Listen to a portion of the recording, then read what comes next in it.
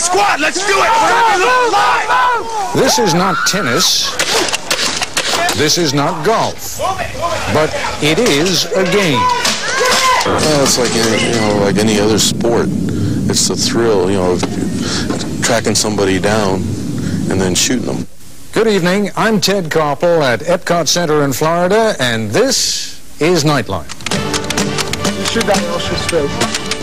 Cowboys and Indians, capture the flag, cops and robbers. Those are the games that children play. Tonight, we'll look at the version their mothers and fathers are playing.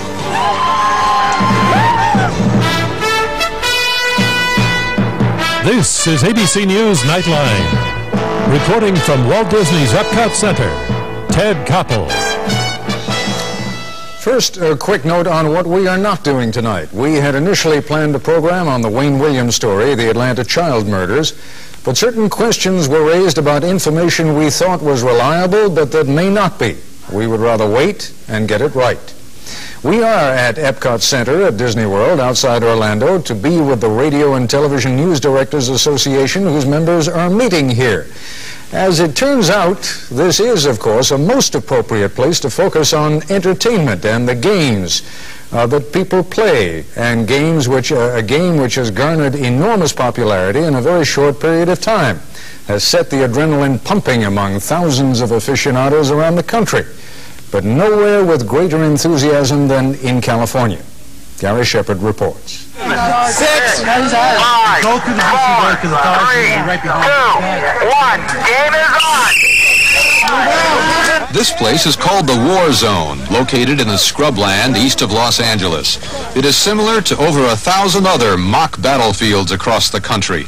Every weekend, people arrive ready to wage war, dressed in camouflage fatigues, armed to the teeth, often organized into teams, squads, platoons, anxious to play games with names like Rescue the POW, Assassinate the VC officer and bring back his ear, Kill the UN advisor, and lots of others. They spend hours in simulated combat, chasing each other and firing their weapons with frightening realism.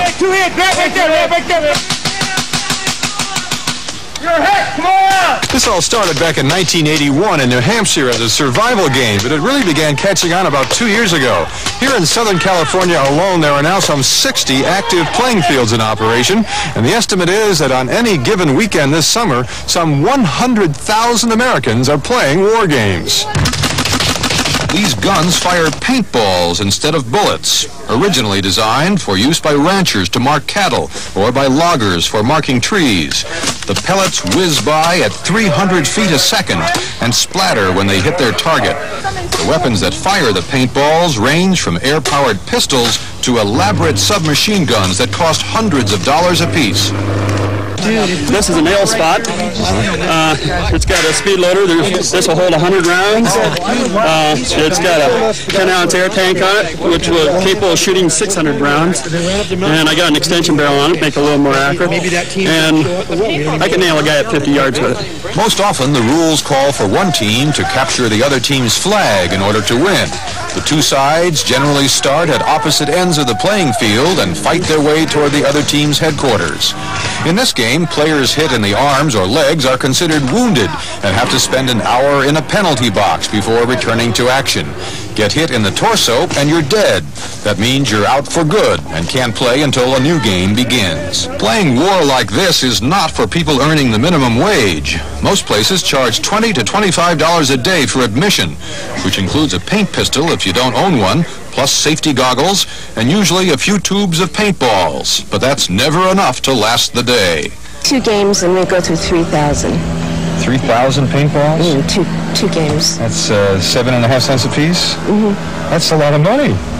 Yeah, but it's like any other sport, bowling, you name it. I mean, bowling's expensive. In most parts of the country, you have to be at least 18 years old to play, but some of these weekend warriors are easily 50 and 60 years old, and the combat craze seems to have reached into nearly every occupation. I work for Internal Revenue Service. Well, it's like any other sport. It's the thrill, tracking somebody down and then shooting them. My wife doesn't play, let's say it that way. She doesn't call me the most mature guy when I go play my combat. But then again, you know, what's the difference between this and golf?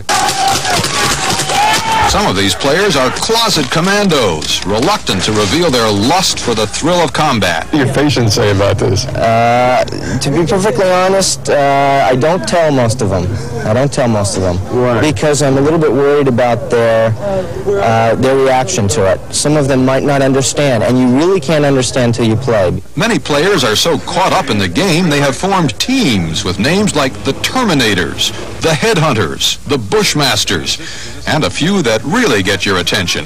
I'm a sales manager for graphics. And the name of your team? Brain Dead Mercenaries. Although the great majority of players are men, you occasionally see women out on the field enjoying the thrill of combat right alongside their male counterparts. I have 12 kills that I know of for that time. 12 kills. How many wounded? You don't know about that? Oh, I don't know. 12 kills? And I was in on the capture of 3 forts, so. Sound like another Rambo. Rambette. Get out of here! My squad, let's do it!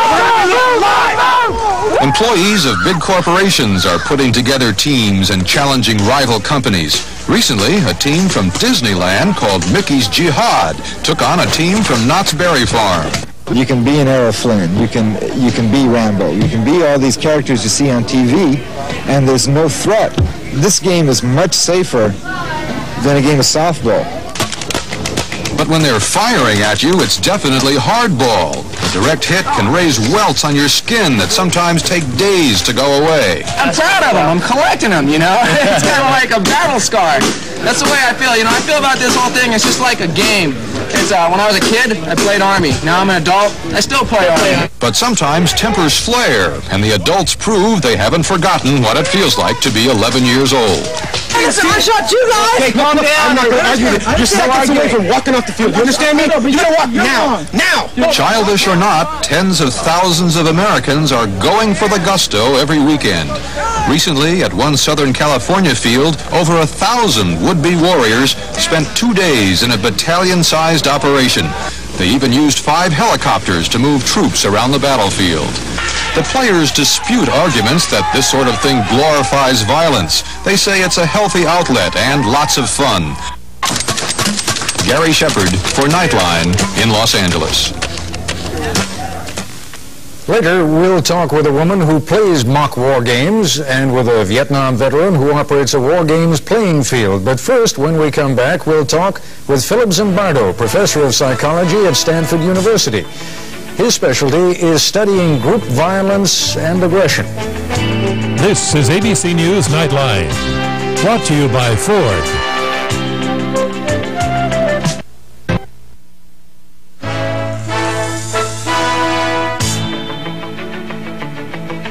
Disney World's Epcot Center, which opened 5 years ago, was Walt Disney's dream of an experimental prototype community of tomorrow.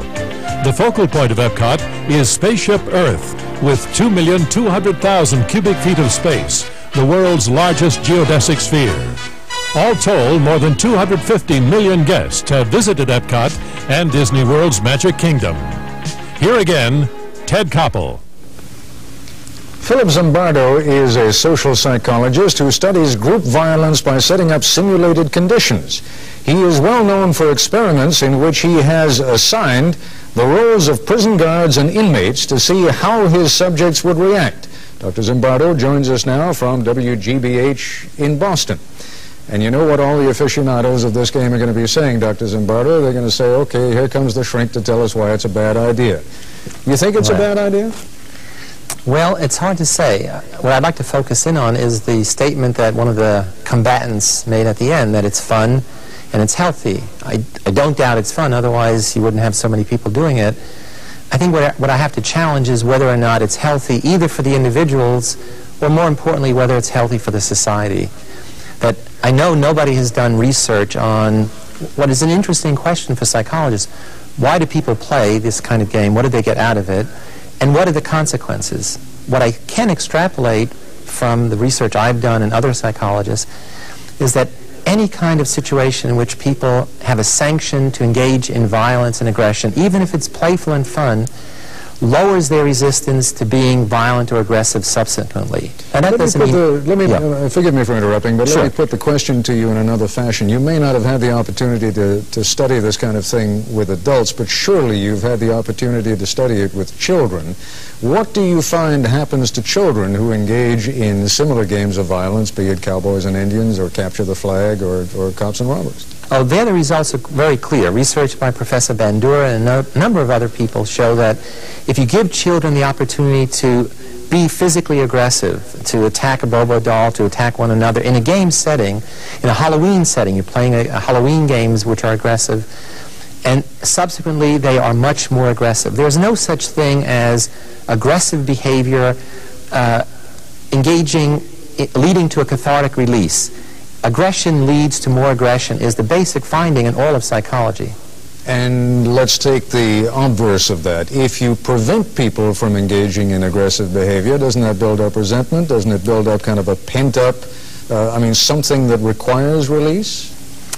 Not really. I mean, it doesn't require aggressive release. That is, if you frustrate people and give them an opportunity to express their frustration, but not in physical ways, in verbal ways, in conflict negotiation, then aggression is reduced. As a social psychologist, my concern is the level of aggression and violence in our society, and whether or not sanctioning such games among responsible middle-class adults doesn't, in a general way, encourage violence in our society. We do it with children, boys especially, with G.I. Joe games, and one of the young men said, when I was a kid, I played Army games, now I'm an adult, I play Army games.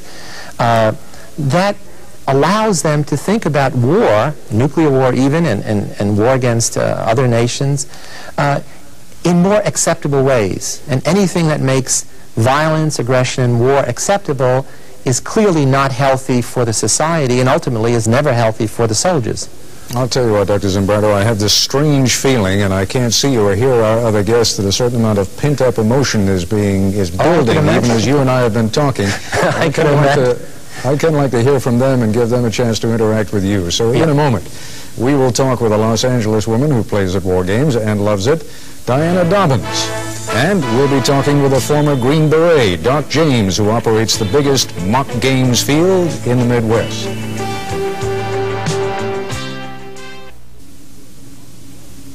Diana Dobbins is a member of a mock war team in the Los Angeles area known as the Bushmasters. She joins us now in our Los Angeles bureau. Doc James, who is in our Chicago bureau, operates a mock games field in Wilmington, Illinois, just outside Chicago, has been in the business for 5 years and estimates that he plays host to as many as 1,000 war game combatants a year. Doc James, are these aggressive people by nature, or do you think that you get all kinds out there? Well, we get all kinds out there, but let's back up just a second. This is called sport combat. People seem to connect it with the word war. I don't think that's fair. I think that it's a game. And if we represent it as a game, it's the people's choice to dress up in their appropriate attire, if they select to be a Rambo for the day, or if they prefer to be an executive to take his anxieties out. At the end of the day, it's taken out in the game. I don't think there's any question about it, and no one is accusing you of doing anything that people don't want you to do. The question that the psychologist from Stanford was raising a moment ago, though, is whether or not this leads to more aggressive behavior, because people somehow feel that there's a certain approval of what they're doing. This makes violence more likely, he says. And you say? I say absolutely not. I would like to know if the doctor has ever played the game. No, I've never played the game. Dr. Zimbardo? No, I haven't played the game. Well, therefore, how can you criticize the game if you have not experienced that aggressiveness or experienced the therapeutic aspects of the game, or if you have experienced getting shot with that type of pellet? Quite frankly, you laugh when you get shot with a pellet. It's not the pain. It's not. It's the game. It's the excitement. It's the American way of relieving their aggressiveness. The American way of relieving their aggressiveness is to go to war. I mean, The Army prepares Well, that's men. by your standards. You know, that's by your standards. No, you're wrong. The Army prepares men to go to war by playing war games exactly like yours, with fake bullets, with tracer bullets, and that's how we prepare them to be killers. So they call it war games. Calling it a game does not change the content of the game, which means the purpose is to execute, to kill another member of the human race. Even if it's simulated, that is the purpose, to conquer and kill. No, the purpose is to mark the opponent with the paint pellets. No, that's which not. Which eliminates him from the game temporarily. That's the object of the game. No, it's to mark your opponent, not to... We don't plan war strategies, you know. We don't plan our tactics as if we're going in on a life-death mission. We plan our strategies to capture the flag.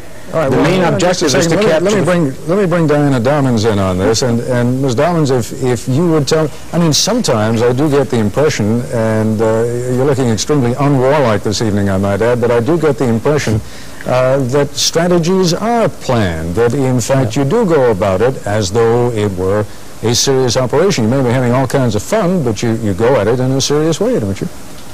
I'm on a very serious team as far as competition goes, and yes, we do. But we're not so serious that we lose sight of what the game is all about. And basically what this game is to us is just a lot of fun. We have a lot of good people on our team, and we go out and we have fun. And not only at war games, we do other things together. But we do not look at it as war. In fact, this game, if it's taught me anything, is my son, I will never allow him to go to war. There's just no way. It's just, you find out how useless it really is. You gain territory, you lose territory. You capture a flag, you lose your flag. And that basically is what I see war as like. And when you take that first shot in your chest and you realize, if this was real war, I'd be dead right now. Just that simple. And it's scary. Now, Dr. Zimbardo, when you hear that kind of an explanation, I mean, I must say, it sounds very compelling. Who better to know, short of going to war, than someone who has played at it and is able to extend that symbolism and say, well, if this weren't a game, I'd be dead, that person would be dead, this is not a good thing. Or is what we are hearing a uniquely feminine point of view? Yeah, I would bet what we're hearing is a uniquely feminine point of view, that I would be surprised if the combatants, or the people who play those games, after they played them, would be more likely to sign up for a peace initiative than to promote a more hawk-like position. My sense is, we haven't done research. I want to apologize to the arms dealer. We spoke to the other guest, Mr. James. Yeah, Doc James. Doc James, that all I said was that the research we have available suggests that engaging in aggression encourages subsequent aggression. I did not, and I said we have not done any research on this particular game, so I'm not saying playing this game does that, but by a simple extrapolation, everything we know from all other research, which is comparable in a sense to this kind of game, would lead me to think that you are lowering restraints against aggression. Not with everyone, not with Ms. Dobbins, not with some other people, Mrs. Dobbins, but you're lowering the restraints against being aggressive subsequently. We see it in Los Angeles on the freeways with people shooting one another. We see it with people playing video games, all of which have an aggressive content.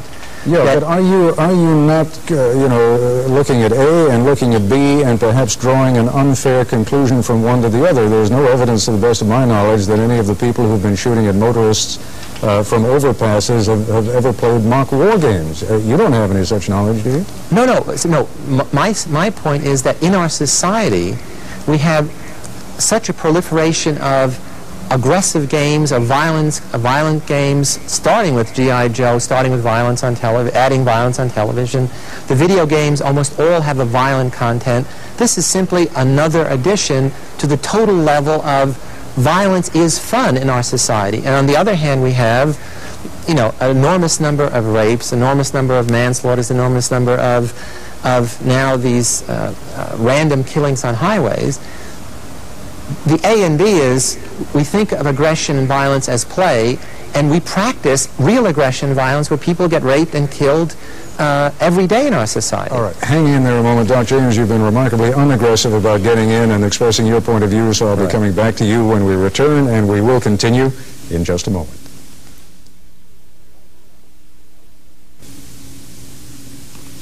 Continuing our discussion now with Diana Dobbins in Los Angeles, Doc James in Chicago, and Dr. Philip Zimbardo in Boston. Doc James, no pun intended, but I'm going to give you a loaded question, and it is this. You have been in real life a Green Beret, you were with Special Forces. Let's say that you had to go into real combat tomorrow. From which kind of a group would you be more likely to pick guys that you'd like to be or women that you'd like to be in the field with? From the kind of people who play this game or from, let us say, a group of softball players? The type of people that come out to my field to play this game are the same type of aggressive people that I saw and was alongside of in the services. I've traveled outside of the United States to foreign countries, and I have yet to see a race of human beings that are as aggressive as the American people. Therefore, I cannot understand how Dr. Zimbardo, if I'm pronouncing that correctly, Zimbardo, I'm sorry, can pass judgment or even have. I think that he is not he's not a veteran, and since he's never played the game, I don't think that he would be the right person to continue, take his position on this game. All right, we've heard a lot from Dr. Zimbardo. I believe that you have from Diana Dobbins. So, Ms. Dobbins, you can't judge a book by its cover. Let me just hear Ms. Dobbins' views on this, and then I hope we'll still have time for a final comment from Dr. Zimbardo. I've seen a lot of different people on the fields. I also run a field in addition to playing, and I've seen all types. And you get the very aggressive people out there. You get the Vietnam veterans, and naturally they're more aggressive than the average human being that you see. And then you see women. I'm fairly aggressive now, but you see women that are not aggressive come out. And one thing I've learned about this game is that it teaches them more self-confidence in themselves, because they go out and they play a game, and generally you're with men and you do as well as the men, or you try, and you go out, you have a lot of fun, and generally you survive. I'm going to have to get aggressive now because we are totally out of time. I was hoping we'd still have a moment for Dr. Zimbardo. We don't. I owe you one, Dr. Zimbardo. Thank you all very much, though, for joining us this evening. That's our report for tonight. I'm Ted Koppel at the Epcot Center, Walt Disney World, Florida. For all of us here at ABC News, good night. September, learner of